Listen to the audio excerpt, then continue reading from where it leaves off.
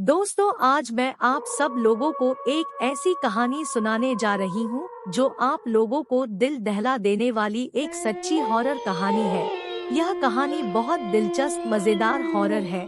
आप सब लोग लास्ट तक कहानी जरूर सुनिएगा, आप लोगों को बहुत मजा आएगा। तो शुरू करते हैं आज की कहानी। कमरे की किवाड़े 2 रात अंदर से ही बंद रही। पत्नी की हत्या के बाद कातिल पति ने लाश को नहलाया, फिर 2 रात तक उससे संबंध बनाता रहा। जब गुनाह की गुत्थी सुलझी तो पुलिस भी रह गई दंग। आज जानिए 3 साल पहले घटी आशिक की हॉरर लव स्टोरी का घिनौना सच। उस 1 साल के दरमियान क्या क्या न हुआ। नजरें मिली, प्यार हुआ, परवान चढ़ा, परिवारों ने भी रजामंदी से दोनों को शादी के बंधन में बांध दिया। अभी 6 महीने ही गुजरे थे कि एक रात इस बंधन की गांठ खुल गई। उस रात उस 4 दीवारी में दोनों ही थे, लेकिन पति जिंदा था और पत्नी मौत की नींद सो रही थी। न किसी ने शोर सुना, न किसी ने सिसकियां। कमरे की किवाड़े 2 रात अंदर से ही बंद रही। वह दिन 29 मई 2016 का था।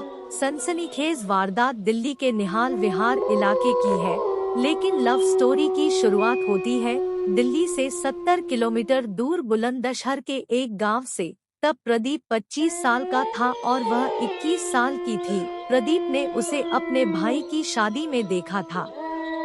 सुंदर नैन नक्श और चंचल शोक अदाएं। पहली ही नजर में प्रदीप को वो भा गई थी। वहीं पर उसने इशारों में मोहब्बत का इजहार कर दिया। 4 महीने में नजदीकियां इतनी बढ़ी कि प्रदीप ने शादी की जिद पकड़ ली, चूँकि वह गांव में निठल्ला घूमता था।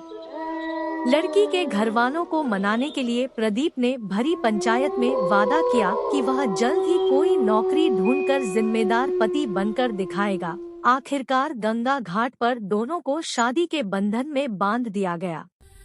शादी के कुछ दिन बाद ही एक खूबसूरत जिंदगी जीने के ख्याल से प्रदीप उसे लेकर दिल्ली आ गया। कमरा लिया निहाल विहार में। यहाँ पर वह रिक्शा चलाकर पैसे कमाने लगा, मगर आमदनी अठन्नी और खर्चा रुपया। घर के खर्चे पूरे नहीं हो रहे थे। कुछ ही महीनों में दोनों के बीच तीखी नोकझोंक शुरू हो गई, लेकिन फिर भी वह काफी खुशमिजाज थी और खुले मिजाज की भी। प्रदीप को अंदर ही अंदर डर सताता था कि दिल्ली की चकाचौंध कहीं उसे उससे छीन न ले। इसी ने उसके मन में शक पैदा कर दिया। उसे लगा कि पत्नी की किसी से दोस्ती हो गई है। शक करते करते प्रदीप को शराब की लत लग गई। आए दिन वह पत्नी को मारने पीटने लगा। इधर निहाल विहार वाले घर के मालिक ने भी अल्टीमेटम दे दिया, या तो किराया दे या कमरा खाली करे। फिर 29 मई 2016 की वह तारीख आई। बकौल पुलिस अफसर के मुताबिक उस रात प्रदीप घर लौटा। साथ में शराब की एक बोतल थी। दोनों साथ बैठे। प्रदीप ने उस रात 2-3 पैक पीने के बाद पत्नी से भी पीने को कहा। उसने इनकार कर दिया। प्रदीप के ऊपर नशा हावी था। जुबान से वह सभी बातें निकलने लगी, जिसे लेकर वह पत्नी पर शक करता था। पत्नी को यह बर्दाश्त न हुआ। उसने रोते हुए बस इतना कहा कि तुमसे प्यार करके, तुम पर भरोसा करके मैंने अपनी जिंदगी खराब कर ली। इतना सुनते ही प्रदीप के दिमाग पर नशे के साथ गुस्सा सवार हो गया। उसने सबसे पहले कमरे की किवाड़े अंदर से बंद की, फिर ईंट उठाकर उसने पत्नी के सिर पर दे मारी। रोने चीखने की आवाज न निकले, इसलिए उसने पत्नी के मुंह पर हाथ रख दिया और उसका सिर दीवार में कई बार मारा। इसके बाद वह खून से लथपथ होकर गिर पड़ी। आखिर में बची सांसें भी उसकी आंखों के सामने हमेशा के लिए ठहर गई। खून से सनी लाश को गोद में उठाकर वह बाथरूम में ले गया। उसके कपड़े उतारकर उसे नहलाया और सारा खून साफ किया। फिर बिस्तर पर लिटाया।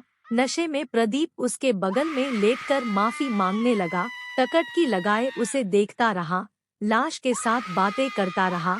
2 रात पत्नी की लाश के साथ बिताने के बाद वह सुबह फरार हो गया। वह पत्नी का फोन भी अपने साथ ले गया। मोबाइल पर कॉल न मिलने पर महिला के घर वालों को शक हुआ।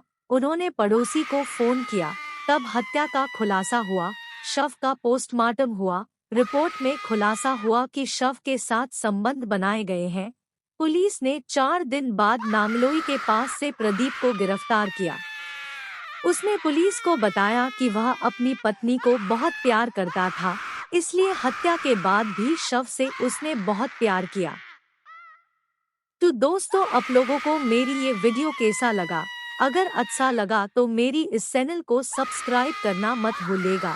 अगर आप लोगों के साथ भी ऐसी कोई घटना घटी हो तो मैं वीडियो की डिस्क्रिप्शन बॉक्स में मेरी व्हाट्सएप नंबर और ईमेल आईडी ही जाकर अपनी कहानी बता सकते हैं। मैं आप लोगों की कहानी मेरी वीडियो में प्रस्तुत करूंगी। ऐसी ही रोमांचक कहानी लेकर फिर हाजिर होंगे। तब तक के लिए बाय, टेक केयर।